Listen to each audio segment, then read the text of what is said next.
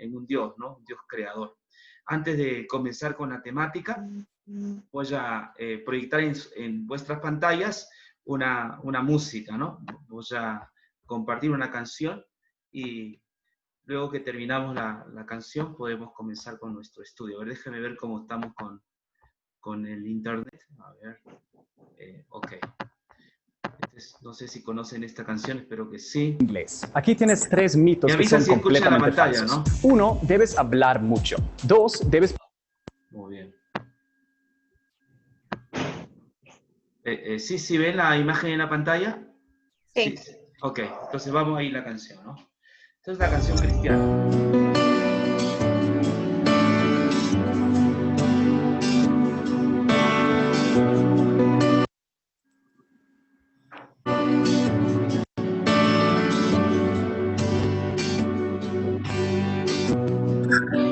Mi Salvador, hoy vengo a ti en silencio.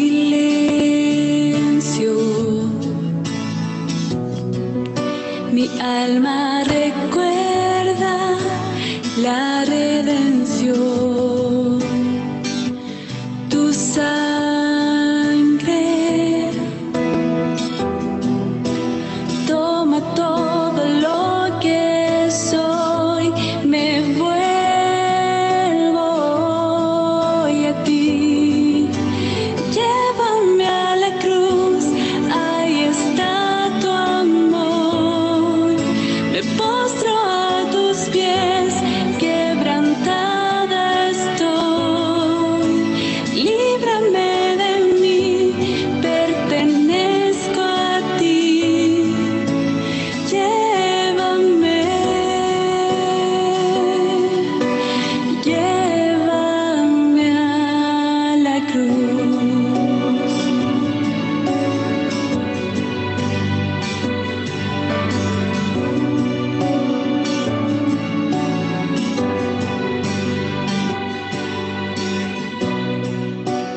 Fuiste como yo, tentado y probado en todo. Mis pecados llevaste, mi muerte pagaste. Hoy te exalto.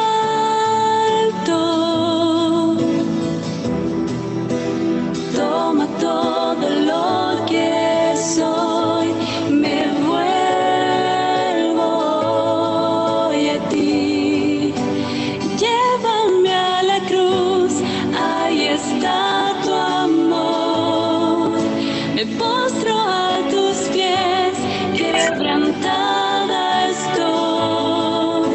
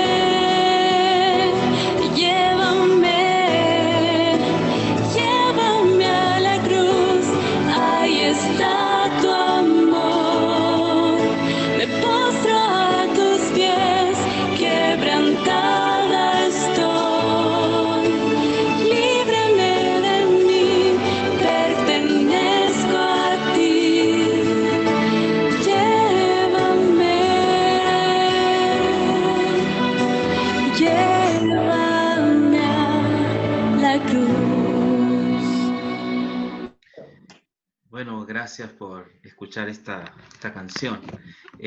Otra vez, hay 16 personas, algunas las puedo conocer. Ah, voy a silenciar, parece que tenemos un problema aquí con los micrófonos un ratito. Déjame ver, tengo un problema con la computadora. A ver. Muy bien. Voy a silenciar porque si no se va a escuchar la bulla de todos. Cuando alguien tiene alguna pregunta, simplemente prende su micrófono y con gusto estoy para responderle. ¿Ah? Les voy a silenciar. Ok, en este momento todos vosotros estáis silenciados. La historia, usted sabe, la historia de nuestra humanidad se divide en antes de Cristo y después de Cristo, lo cual no podemos negar la existencia real de Jesús. Un hombre llamado Jesús existió. Por eso nuestra historia se divide antes y después de Cristo. Muchos historiadores mencionan de que Cristo fue real y existió. Lo más asombroso de Cristo es su forma de ser, ¿no? La forma como él amó al prójimo, fue benevolente con los que menos tenían, fue alguien que impactó al mundo de su época, sin embargo también sigue impactando a nuestro tiempo, ¿no? El mensaje de Jesús sigue siendo relevante como lo fue en la época que él estuvo en esta tierra, Jesús de Nazaret. Voy a hablarles de él, pero a través de una parábola que él contó, ¿no? Jesús contó muchas parábolas y una de ellas, la más famosa, que seguramente ustedes la conocen, es la del hijo pródigo, ¿no? Seguramente que han escuchado esa parábola del hijo pródigo. Dicen que en Estados Unidos, una de las mejores historias que se conoce de Jesús es la parábola del hijo pródigo. Y a veces cuando alguien se va de casa, le decimos que es un pródigo que se fue de casa. Hoy voy a hablarle de esa parábola que Jesús contó, pero la voy a hacer de una manera no del siglo XXI, ¿no? Creo que Jesús vivió una época de su tiempo y cuando contó la parábola no la contó como nosotros la interpretamos. Para poder entender la parábola del hijo pródigo necesitamos ir a la época cuando Jesús vivió, cuáles eran las creencias que tenía la gente, cuáles eran las costumbres. Y si cuando vamos ahí vamos a poder entender mejor aquella parábola. Muchas veces cuando las personas van a la Biblia, sucede que leen la parábola y en nuestra mente ya tenemos archivos, ¿no? Archivos mentales, y comenzamos a interpretar la parábola, pero con nuestra mente.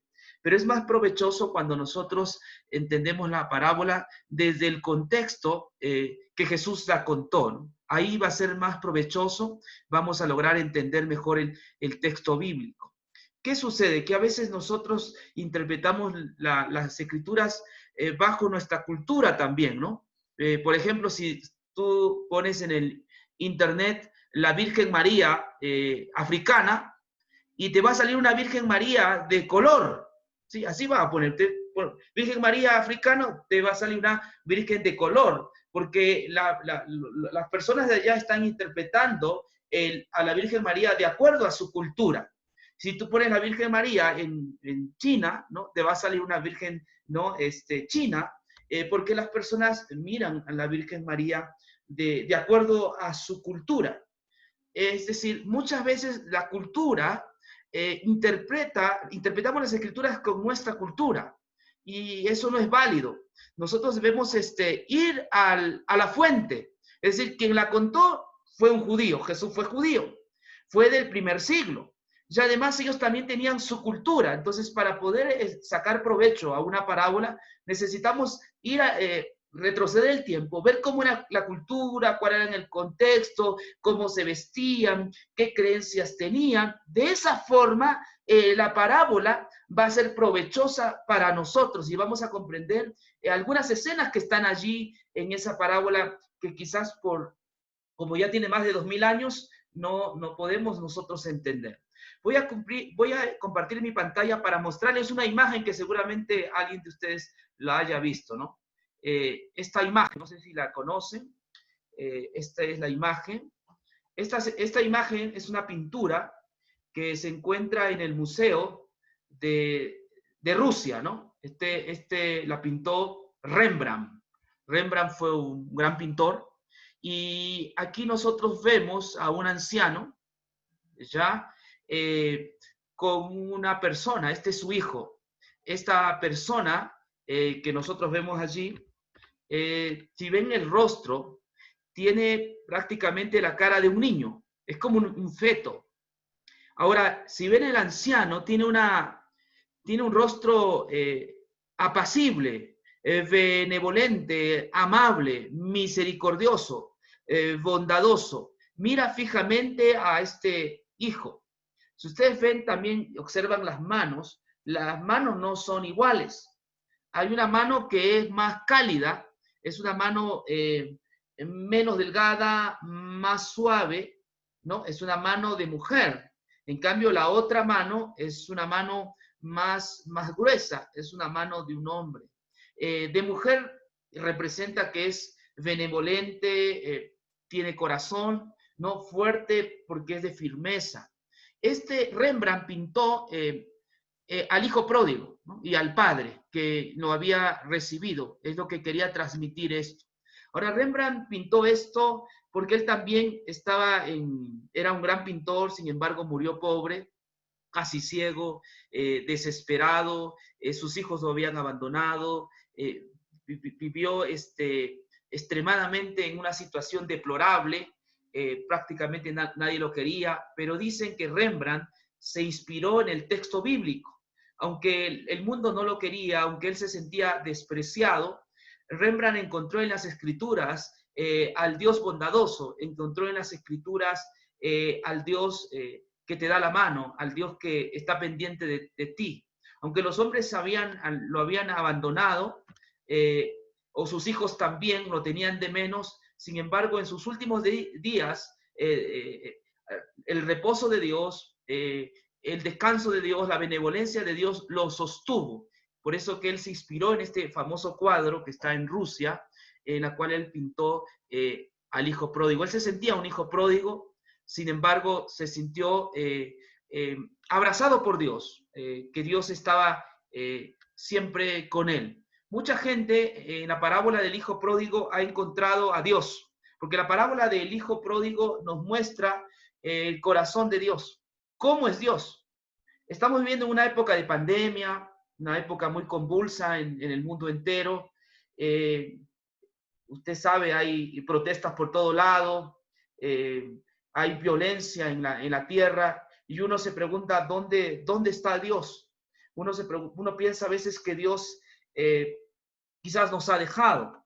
Hay personas que creen en Dios, pero dicen que Dios simplemente nos hizo y se olvidó de nosotros, no se acuerda de nosotros.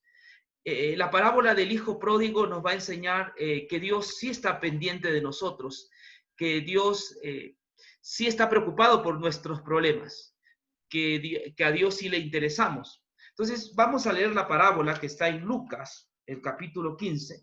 Yo aquí tengo una Biblia, Lucas, el capítulo 15, y voy a contarles más o menos cómo está definido esta parábola, para sacar algunas conclusiones. Dice así: Jesús siguió contando. Un hombre tenía 2 hijos. El menor dijo a su padre: Padre, dame la parte de los bienes que me corresponde. Y el padre dividió sus bienes entre los 2. No muchos días después, el hijo menor juntó todo y se fue a un país lejano, y allá desperdició sus bienes viviendo perdidamente. Y cuando hubo malgastado todo, vino una gran hambre en aquella provincia y empezó a faltarle. Y fue y se ajustó con unos ciudadanos de esa tierra que lo envió a apacentar cerdos. Y deseaba llenar sus estómagos de las algarrobas que comían los cerdos, pero nadie le daba. Al fin volvió en sí y pensó: ¿cuántos jornaleros en casa de mi padre tienen abundancia de pan, y yo aquí perezco de hambre? Me levantaré, iré a mi padre y le diré: Padre, he pecado contra el cielo y contra ti, ya no soy digno de ser llamado tu hijo, trátame como a uno de tus jornaleros. Entonces se levantó y volvió a casa de su padre. Cuando aún estaba lejos, su padre lo vio, se compadeció, corrió, se echó sobre su cuello y lo besó. Y el joven le dijo, padre, he pecado contra el cielo y contra ti, ya no soy digno de ser llamado tu hijo. Pero el padre dijo a sus siervos, pronto saca el mejor vestido y vestile, pone un anillo en su mano y sandalias en sus pies. Trae el becerro grueso, matalo y comamos y hagamos fiesta, porque este mi hijo muerto estaba y ha revivido, se había perdido y ha sido hallado, y empezaron a regocijarse. Aquí nos cuenta Jesús de un padre que tenía 2 hijos, ¿no? Probablemente el hijo menor, había un hijo menor, tendría unos 15 o 16 años, ¿no? Ya que más o menos a esa edad es que los hijos en la adolescencia se rebelan, ¿no? Por eso dicen que los hijos están en la época del burro, ¿no? Pero yo diría más bien en la época de la cebra hoy día, ¿no? Porque encima de burro son rayados hoy día los adolescentes, ¿no? Probablemente el hijo tendría esa edad, entre 15 y 16 años, decide enfrentarlo a su padre y le dice a su padre, padre, dame la parte de los bienes que me corresponde. Dame la parte de los bienes que me corresponde. No es que le pide la herencia, hay algunas traducciones donde dice que le pide herencia, no. Él no le pide herencia, no es tonto, porque si le pedía la herencia, él estaba llamado por la ley judía a poder mantener la herencia, hacerse cargo y que esa herencia pueda dar réditos. Él no le pide la herencia, lo que él está pidiendo es una porción de dinero, lo que él está pidiendo son bienes para que luego él las venda, ¿no? Él no le pide herencia porque no es tonto, él le pide bienes para que él las pueda vender. Él no está interesado en hacerse cargo de la herencia, porque así era la ley judía. Cuando alguien tenía una herencia, entonces esta persona debía trabajar para que esa herencia pueda crecer. Pero él no está interesado en la herencia porque es un hijo que poco responsable. Él lo que le está pidiendo son bienes. Entonces, el texto es tremendo, ¿no? Es tremendo porque dice allí, el menor dijo a su padre, padre, dame la parte de los bienes que me corresponde, y el padre dividió sus bienes entre los 2. O sea, es el padre, el hijo mayor no le pide, solo el menor. El padre no se hizo problemas, tú me estás pidiendo, te lo voy a dar. Entonces le da lo que le pedía, ¿no? Le da bienes. En esa época los bienes consistían en vacas, en toros, en trigo, algunas cosas allí que la gente de esa cultura tenía, ¿no? Ya que Jerusalén en esa época era un país agricultor y ganadero. Así que el padre le da eso. Lo terrible de esto es que el hijo menor recibe esos bienes y comienza a venderlos porque él necesitaba efectivo, él no quería hacerse cargo de las cosas. Entonces él comienza a vender y la vende a un precio bajísimo porque él quería desesperadamente separarse de su padre y vivir una vida independiente del papá, porque en el concepto del menor, su padre era un ogro, ¿no? Su padre era un hombre muy perfeccionista, entonces con padres muy exigentes no vale la pena vivir. Él creía que su padre era así. Entonces recibe esos bienes y él empieza a venderlo por un precio de remate, porque él estaba interesado en recaudar dinero rápidamente. En esa época también hay que entender que las comarcas eran casi pequeñas, todos se conocían, todo el pueblo se conocía, ¿no? Era un pueblo y entonces todos se conocían y él vende las cosas de su padre al remate. Imagínense qué dirían los vecinos de ese padre, ¿no? Qué hijo tan malo, qué despiadado que es ese hijo, qué irresponsable que es. También hablarían mal del padre, a ese padre le falta pantalones. Si yo fuera padre de tal hijo, a ese hijo lo ajusticiaría, le daría su merecido. Qué padre tan benévolo, que es muy consentidor. ¿Cómo le va a dar tal cosa? Bueno, vemos el carácter del padre, él decide darle y le da a los 2. El texto bíblico dice que algo más ocurrió. Dice lo que ocurrió. No muchos días después, el 13, el hijo menor juntó todo y se fue a un país lejano y allá desperdició sus bienes viviendo perdidamente. Cuando tú obtuvo todo, No es que se llevó las vacas, porque el texto dice que se fue a un país lejano. La idea de que si se fue a un país lejano quiere decir que él quería vivir aislado de su padre. Él quería independizarse, él quería ser al mismo. Él quería vivir la vida como a él le placía. Él quería vivir su vida libertina. Así que se había cansado de su padre y como consecuencia de esto, para no volverlo a ver más, él no quiso volver más a su padre, se fue lejos, dice el texto bíblico, a vivir en un país lejano. Y allí todo aquello que él había reunido, él comenzó a gastarlo. La vida de él fue una vida libertina, ¿no? Vivió una vida de parranda en parranda, de fiesta en fiesta. Él comenzó a derrochar el dinero de su papá. Solamente el texto dice, y allí vivió perdidamente. La vida que él vivió fue una vida perdida, solamente satisfaciendo sus placeres, viviendo una vida para él. Entonces desperdició todos sus bienes. Llegó al punto que la Biblia dice que desperdició todo, ya no tenía nada más, se le había acabado todo el dinero. No había logrado hacer nada con ese dinero que tenía, sino que se había satisfecho él y vivió una vida completamente perdida. Una vez que le faltó todo, ahora él comenzó a querer buscar una fuente de ingreso. Y el verso 14 dice, ¿qué es lo que hizo? Y cuando hubo malgastado todo, vino una gran hambre en aquella provincia y empezó a faltar. O sea, llegó a un momento donde él no tenía nada. Y también justamente en esa ciudad, en ese país donde él estaba, también hubo un problema económico. La gente no tenía qué comer. Él tampoco tenía. Su padre era un gran hacendado, un hombre millonario, pero este hijo decidió desperdiciar esos bienes que su padre le había dado, viviendo una vida perdida. Estaba una vida completamente perdida y dice que le comienza a faltarle, ya no tenía que comer. Comienza a pisar fondo. Saben que a veces algunas personas que no entienden sobre la vida necesitan pisar fondo. Este hijo está pisando fondo porque pensó que su rebeldía, con su rebeldía, él iba a mejorar, iba a ser mejor que su padre, pero al contrario, más bien esa forma de pensar lo llevó al fracaso, a la debacle, y ahora no tiene nada, está pisando fondo, al punto de que se busca un trabajo donde dice que comienza a pastear chanchos. En la época cuando Jesús dice esta parábola, los judíos no se acercaban al chancho.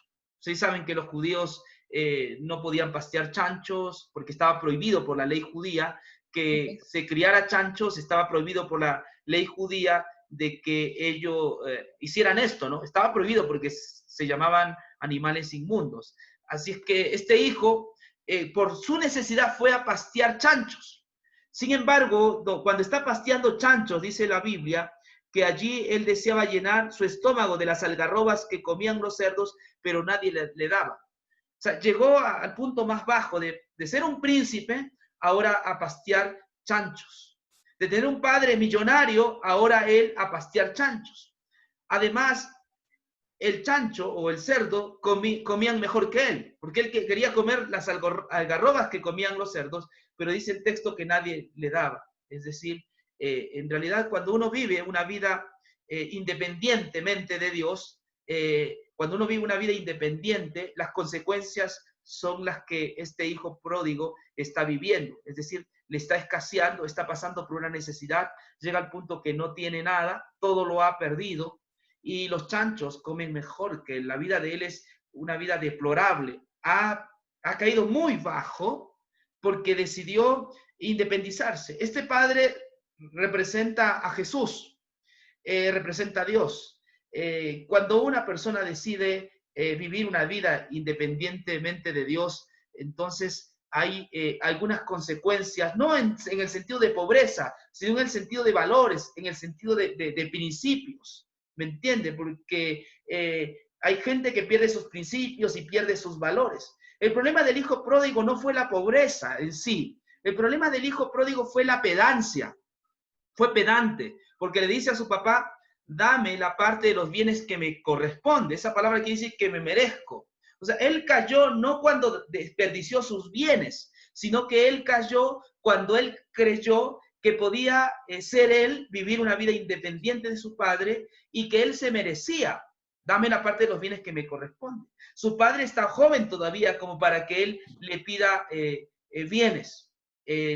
Lamentablemente ese es el problema, la arrogancia, ¿no? El problema de él es la arrogancia. Fue la arrogancia la que le llevó como consecuencia final, ¿no? A no tener absolutamente nada.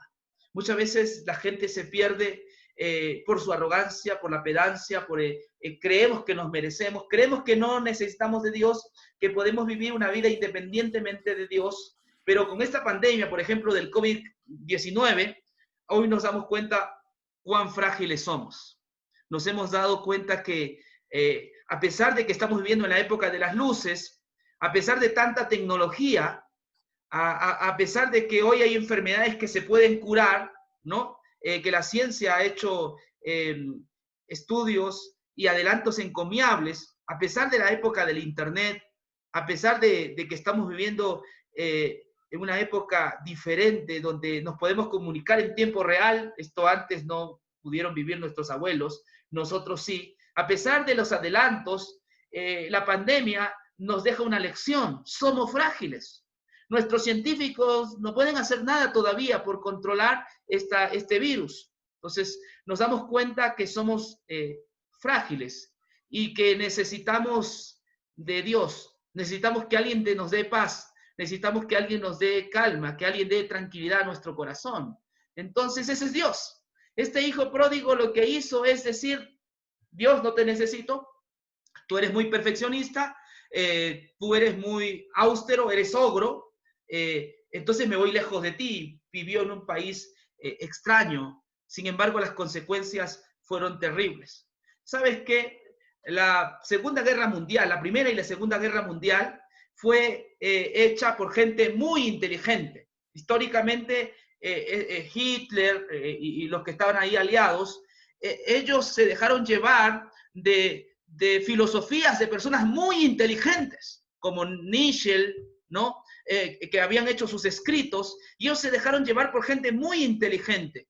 Hitler llegó a estudiar esto de los inteligentes, donde se marginaba a las personas que eran diferentes. Entonces, bajo esta filosofía, se hizo la Primera, se hizo la Segunda Guerra Mundial. Y esa gente que escribió era gente que no creía en Dios. Muchos de estos filósofos que escribieron estos textos no creían en Dios. Entonces, la Primera y la Segunda Guerra Mundial fue provocada por gente que se sintió superior al otro.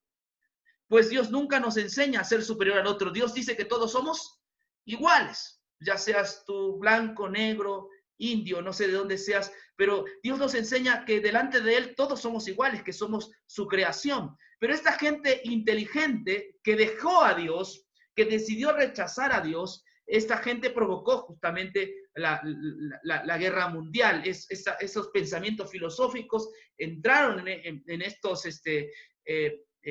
actores y como consecuencia murieron muchas personas. El hijo pródigo me sigue enseñando a mí que necesitamos de Dios, que no podemos nosotros llevar nuestra vida por nosotros mismos. Necesitamos de Dios, necesitamos confiar en Él. El COVID-19, repito, nos enseña cuán frágiles somos, cuán frágiles son nuestros presidentes, cuán frágiles son nuestros doctores, cuán frágiles son los científicos que no pueden hacer nada para poder controlar esta pandemia. Sin duda alguna, necesitamos de Dios. Bueno, este hijo pródigo decidió apartarse de Dios, decidió vivir su vida independientemente. Como consecuencia, el resultado fue que le faltaba todo. Ahora, vamos a ver cómo termina, porque es interesante. Miren lo que dice aquí. Al fin volvió en sí y pensó, ¿cuántos jornaleros en casa de mi padre tienen abundancia de pan y yo aquí perezco de hambre? Esa palabra, volvió en sí, significa como que si estuviera loco y ahora vuelve en sí. O como si se hubiese desmayado y ahora vuelve en sí. Dice que, y volvió en sí. Y cuando vuelve en sí, pensó, ¿cuántos jornaleros en casa de mi padre tienen abundancia de pan y aquí perezco de hambre. Su padre tenía de todo. Su padre era millonario, tenía jornaleros. Su padre tenía abundancia de pan. Su padre tenía abundancia de pan. Esto significa que Dios tiene abundancia de pan. Él pensó en su padre. Mi padre tiene abundancia de pan, pero yo aquí estoy pereciendo de hambre. Y él decide hacer lo siguiente. Me levantaré e iré a mi padre y le diré, Padre, he pecado contra el cielo y contra ti. Ya no soy digno de ser llamado tu hijo. Trátame como a uno de tus jornaleros. Él se hace un discurso para él, ¿no? Voy a ir donde mi papá y voy a decirle, he pecado contra el cielo y contra ti. Ya no soy digno de ser llamado tu hijo.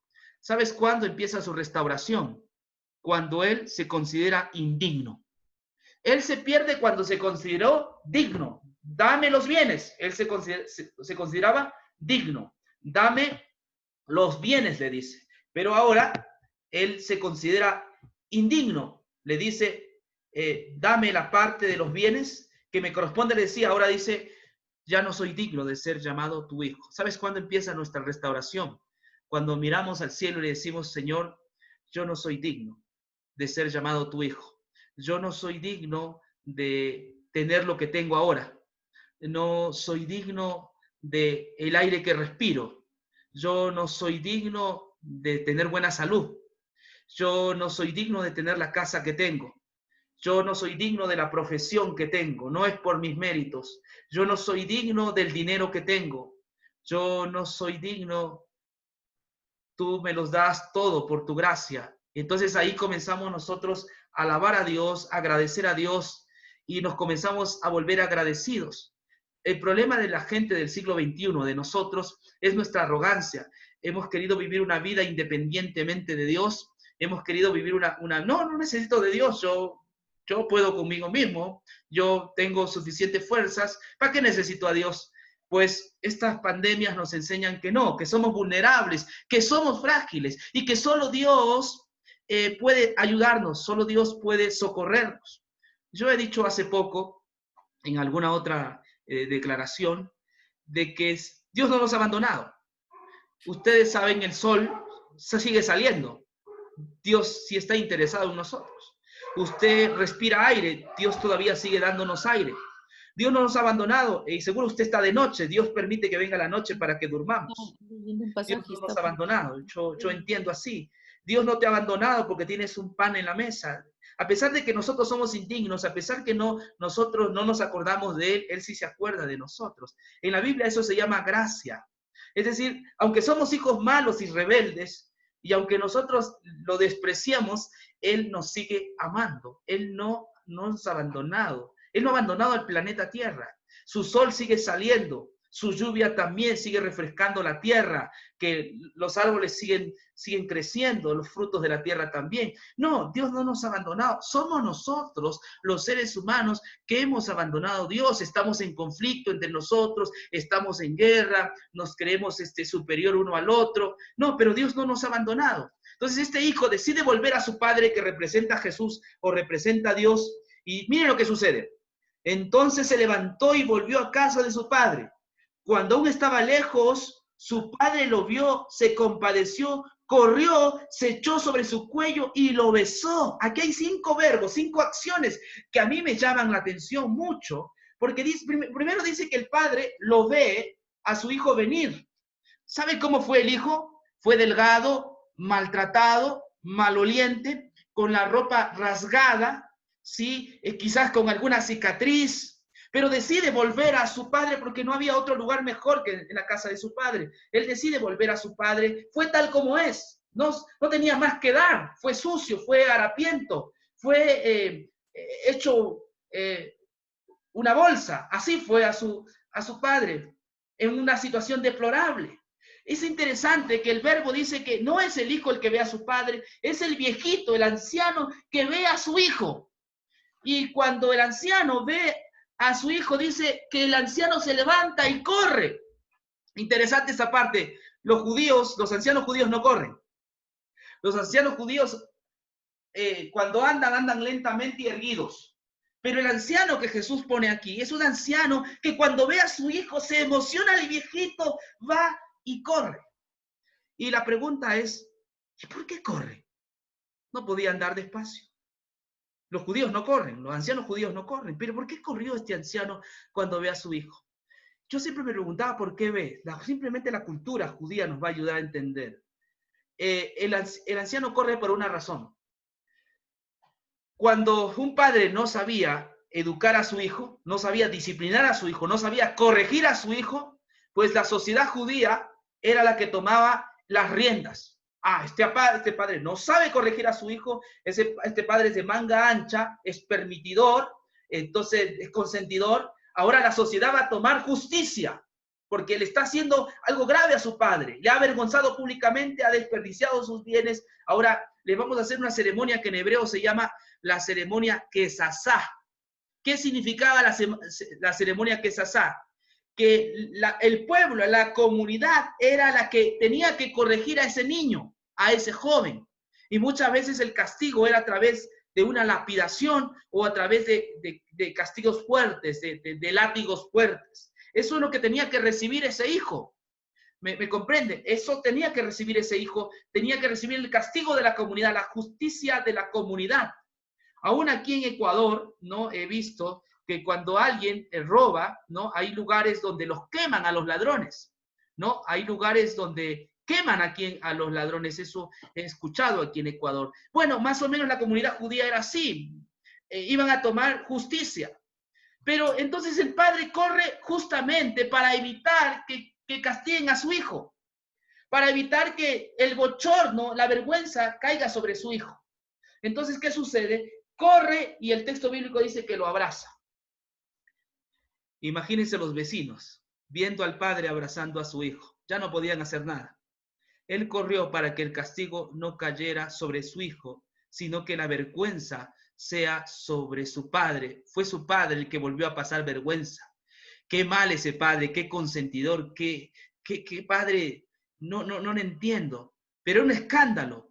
El padre estaba perdonando a su hijo, emocionado, lo recibe, lo abraza. Y el texto bíblico dice aquí, se compadeció, se echó sobre su cuello y lo besó. Cuando dice besó, ese beso es el beso del perdón. El padre le está diciendo, hijo, no me importa si caíste, a mí me importa que estás aquí. Y le dio el beso, es el beso del perdón. Hijo, no me importa lo que hiciste, te perdono. ¿Saben qué? Así es Dios. Cuando nosotros volvemos a Dios, Él no nos toma en cuenta nuestro pecado.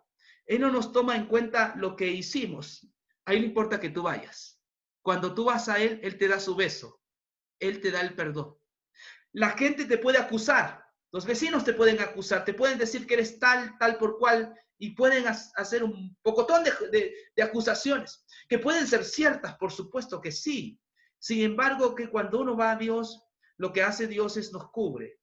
Dios nos cubre para que nadie más nos acuse. Nos cubre dándonos su perdón. Pero eso no es todo. Miren lo que más hace el Padre. Y el joven le dijo, Padre, he pecado contra el cielo y contra ti. Ya no soy digno de ser llamado tu hijo.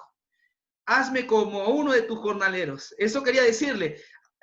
Hazme como uno de... Pero el Padre no permite que le diga esa palabra, hazme como a uno de tus jornaleros. El padre le dice a sus criados, saca el mejor vestido pronto y vestile, y pone un anillo en su mano y sandalias en sus pies. Trae el becerro grueso y matalo y comamos y hagamos fiesta, porque este es mi hijo muerto, estaba y ha revivido, se había perdido y ha sido hallado, y empezaron a regocijarse. ¿Qué les parece?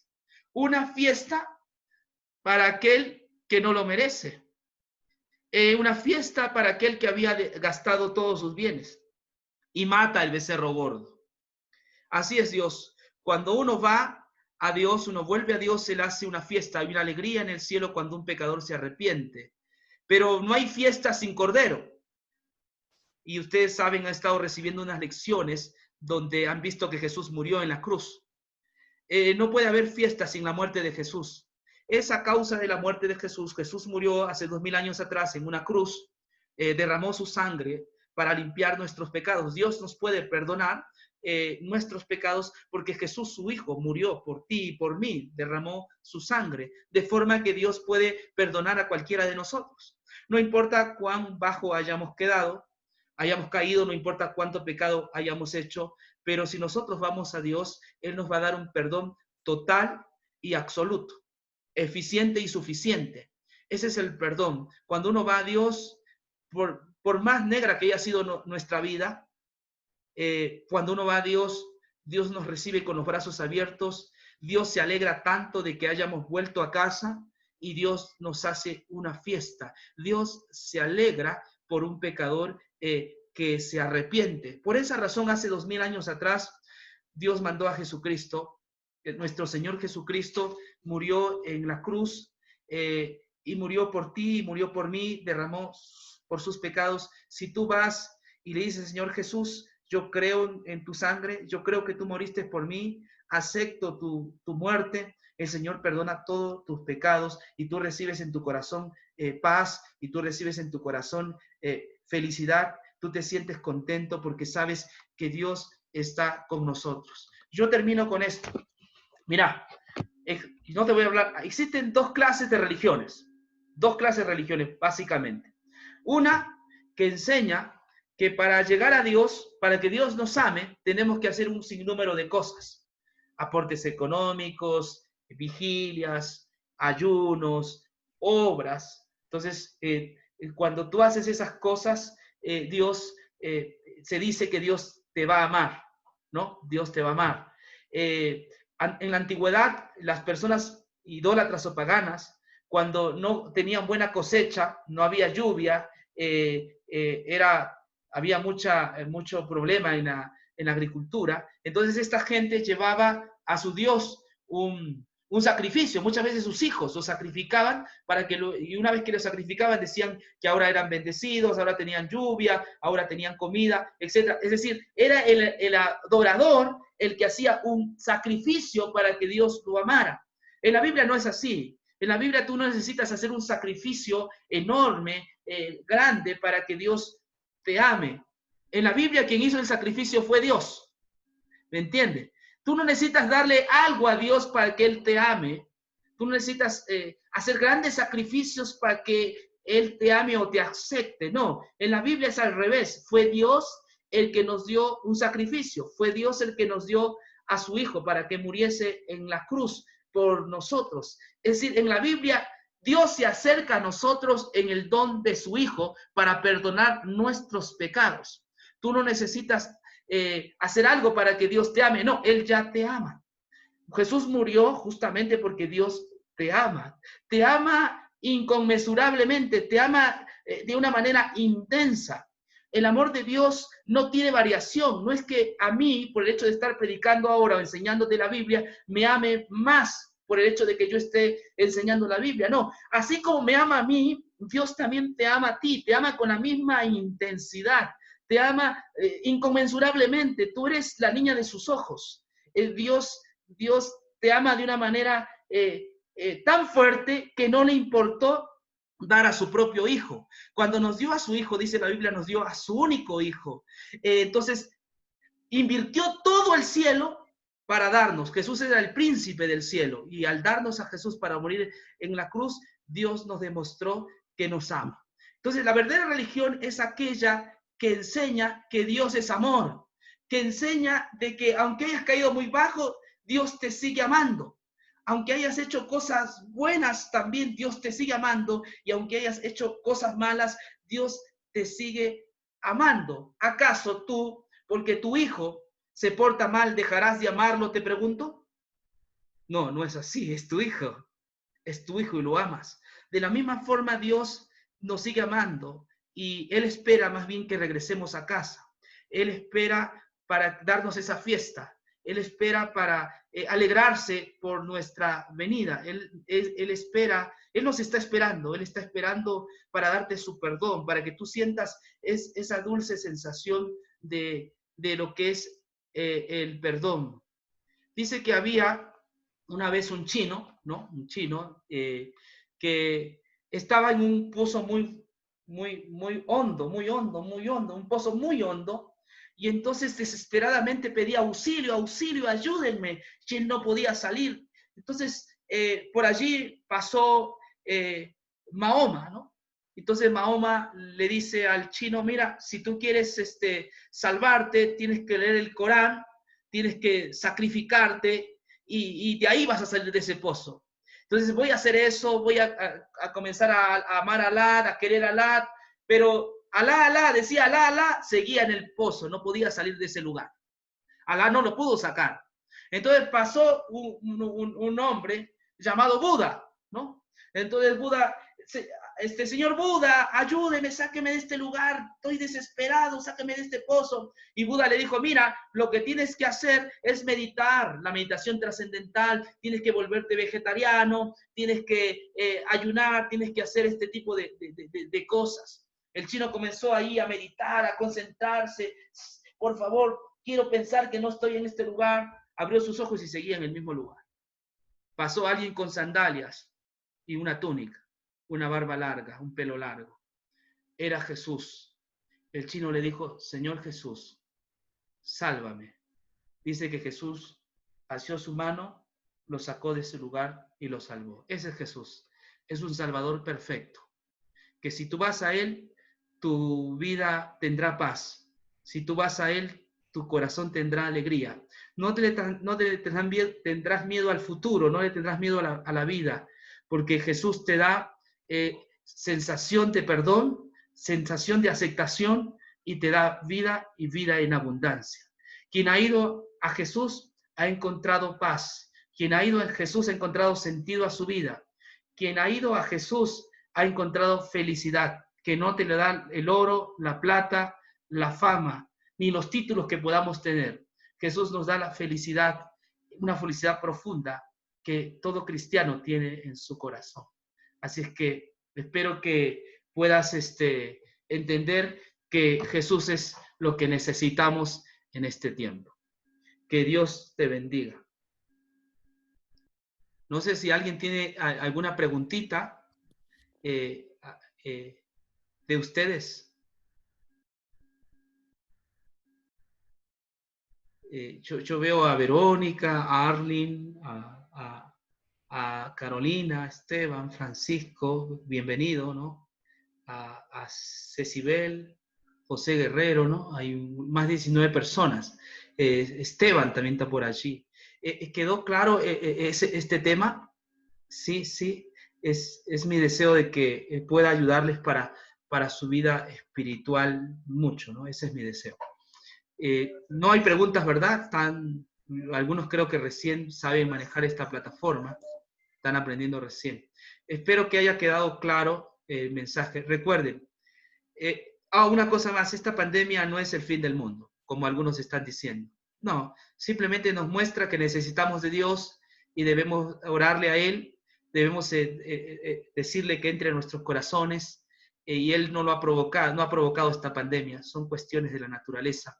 Pero Él está pendiente de nosotros, Él nos ama, por eso hay lluvia, por eso sigue habiendo sol. Si Dios nos odiaría, entonces no habría sol, todos moriríamos. No, vamos a salir de esta, solo confía en Dios, de esta salimos, porque estamos en las manos de Dios, Él nos va a sacar de acá. No tengas miedo, no tengas miedo, Él te va a sacar, Él nos va a sacar de acá. Confiemos en su amor y en su misericordia. Amén. Muchísimas gracias a todos por haberse dado el tiempo de estar aquí, de compartir conmigo esta tarde.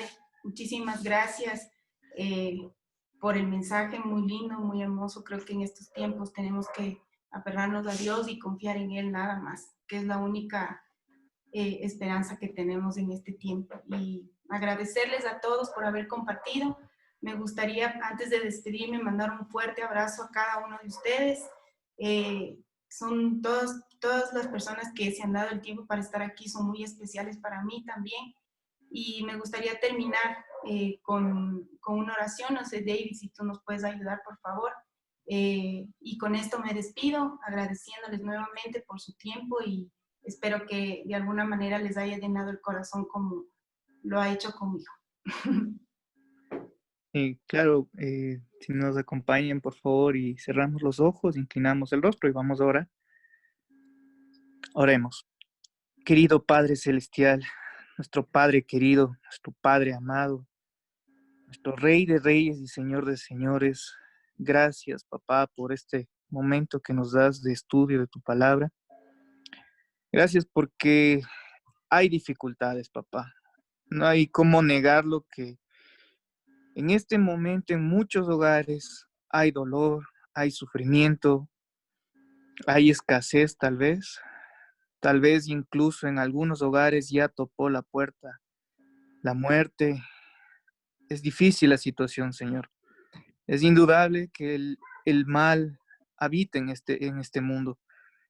Pero también te damos gracias, Señor, porque en medio de tanta oscuridad podemos ver la luz de tu poder, la luz de tu paz y de tu amor, Señor Jesús.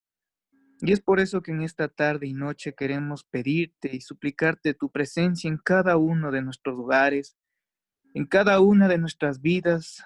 Señor, transforma nuestra forma de ser. Si hemos estado pecando, Señor, perdona nuestros pecados. Si Padre. hemos estado apartados de ti, Señor, perdónanos porque, como dice tu palabra, perdónanos porque no sabemos lo que hacemos. A veces actuamos como este hijo pródigo, Señor, que pensamos que podemos ser felices con cosas efímeras de la vida. Nos olvidamos realmente que la felicidad está en ti. Tú eres nuestra felicidad, tú eres nuestro amor, tú eres nuestro castillo fuerte, Señor. Y en este momento de dificultad, de dolor, queremos ver la luz de tu gloria, Señor. Queremos estar felices y gozosos porque tenemos una esperanza y esta esperanza nunca nos va a abandonar. Padre querido, oro por cada una de estas familias que estamos reunidas. Oro por cada una de estas personas, Señor. Tal vez yo no les conozco, pero tú les viste nacer desde el vientre de su madre, Señor. Tú les conoces cada parte de su cuerpo, cada milímetro de ellos lo conoces, cada pensamiento que en este momento están teniendo, tú lo conoces, Señor, y tú les amas en gran manera, al punto que viniste a este mundo y diste tu vida para salvarle, para salvarla a ella y a él, a esa persona que en este momento te está escuchando, Padre. Pido por ellos, por sus hogares, por sus hijos, por sus tíos, por sus tías, sus abuelos, sus padres. Pido por ellos, Padre querido, para que tengan salud, tengan vida, tengan esperanza y tengan un plato de comida cada instante, Señor. Sabemos que este no es el fin, Padre querido. Más bien, por el contrario, es el comienzo de una nueva vida llena de esperanza en ti, confiando que aunque vengan vientos y mareas, tú vas a estar con nosotros en cada momento, Padre querido. Gracias porque nos amas y nos limpias de toda maldad. Y ahora que ya es en la noche, queremos pedir y suplicar también que tengamos un sueño reparador, Señor, y listos y dispuestos y con energía y todo lleno de bendición para empezar una nueva semana cogido de tu mano, Señor. Gracias por esta oportunidad de compartir y de meditar en tu palabra y gracias porque nos estás escuchando.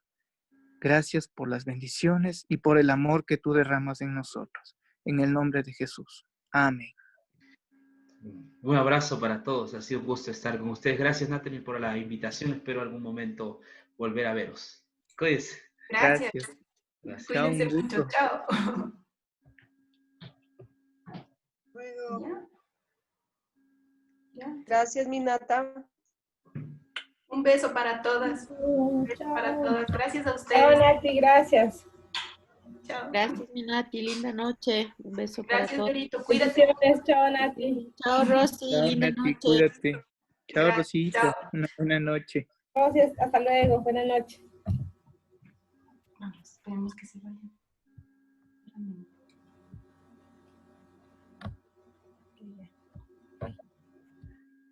Ay, chavito. Sí, chavito.